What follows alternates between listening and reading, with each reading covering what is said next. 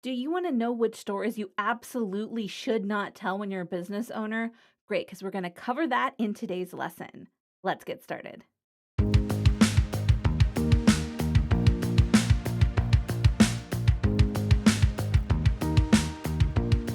Hi, my name is Kristin Spencer, and I'm the lead writer and content creator at Literary Symmetry.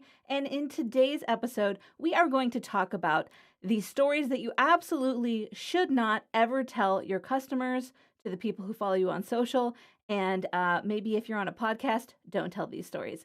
So let's go ahead and learn the stories that you absolutely should not tell to your audience. So, a lot of times, people who own businesses are also humans with human emotions. So that means that it can be really easy to try to get validation through your business accounts by telling a story that just happened. And that is actually something that you don't want to do because it causes what we call an emotion dump onto your client. And that's not something that anyone is ever going to be thankful for. I want you to think for a minute. When was the last time someone came to you, told you all the emotions of something that was going on, and then left? Did you feel good? Normally, if this person is in your support team, that's okay. So I want you to understand this principle when you're trying to figure out if you should tell a story through your business accounts, yes or no. So, if this thing has just happened and it feels awful and you want validation, cool. Go get validation privately from the people inside your support group. It is not okay to seek validation for recent raw experiences through your business account. And you might be saying, Kristin, you always tell us to be authentic. How can I be authentic when I'm not just venting how I'm feeling in public arenas? And I want you to know that it is absolutely essential to be authentic in your business messaging.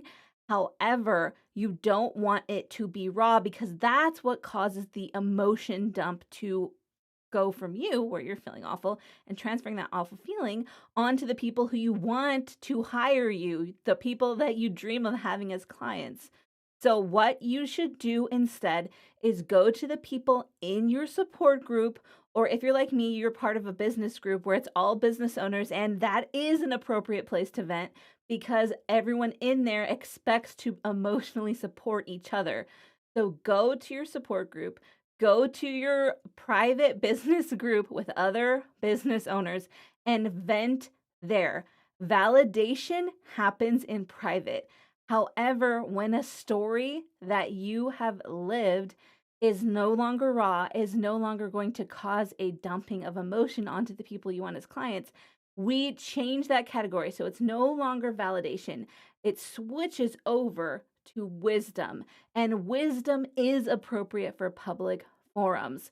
So if you've gone through something and you've privately gone through validation, to have the community experience of knowing that your feelings were real, they were appropriate or inappropriate, depending on how you responded and how your support people help you, and that you've processed the emotions enough that you can check off validation. So remember, validation happens in private. So the next thing that you can do is you can figure out, how can I use this story now that it's not so raw to help my audience gain the wisdom that I gained from the story without them also gaining the pain. Remember, when we're helping people, we don't want them to have to feel the same pain we did. We can tell them about the pain in not such an intense way. When you're seeking validation, you're sharing about that pain in a really powerful, but also you're not sharing it from a place of peace. And when you share things from a place of peace, your audience is going to receive it much differently than if you're communicating to them, this happened to me, you better tell me that I am not wrong and that I can get through this. Because that is something that clients do not want. They do not need another professional relationship where there's an emotional need placed on them. For me, in literary symmetry, our messaging is very empathetic. So I do want to hear things from my clients, but usually that happens in private. And remember, validation happens in private. But once you've gotten validated, like I said, the next stage is to analyze that story and think, how can I use this wisdom that I've gained through pain to share it with my client or my prospective clients so that they don't have to go through the pain, but they still gain the wisdom?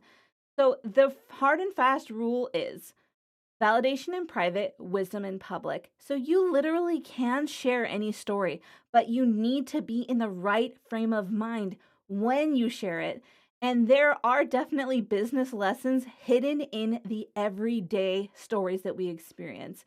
One of the interactions I had with a friend this week on social media is she was sharing with me that she had a business owner who was asking for a partial refund after they had added so many things onto their contract without paying extra for them. And I was like, oh, yeah, I know exactly how that feels because I was working with this husband and wife team one time, and they kept adding things onto my list, onto my to do list, and not increasing the amount of pay.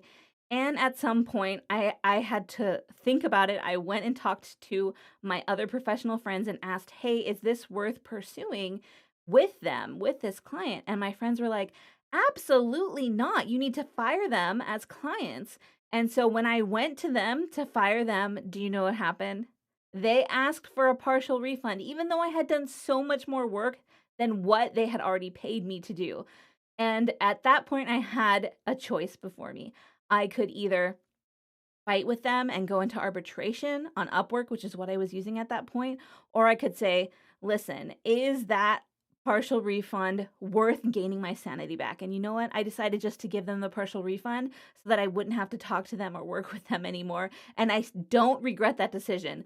But at the time when I was going through it, if I had made a video about this, it would have ended with me crying because I worked so hard for them and they were so difficult to work with because I was communicating with the wife and the husband was a jerk and he treated me like nothing. And he just like disregarded all the edits that I was making on their project. And it felt so awful, even though I was just making things make sense because it wasn't good, you guys. It was not, they really needed a professional to come in and help. But I couldn't have told that story from a place of wisdom when it happened. It had to be validated in private before I could use it to help my friend who's having a similar problem realize that maybe one of the options she should consider is giving a partial refund and deciding never to work with that person again because then she'll be free. If she doesn't give a refund, she's going to have to go into arbitration with this person who is clearly, they clearly don't value her and her expertise. So, this is why we hold on to the stories after the validation has happened in private because we can share wisdom with our friends and with our clients when they get in a similar situation. So, I want you to remember validation in private, wisdom in public. That's how you categorize your stories. I am so excited for you to be able to use this lesson in your client work and in your social media and wherever you post your amazing stories. Remember, your story matters. Like and subscribe. You've got this. I believe in you.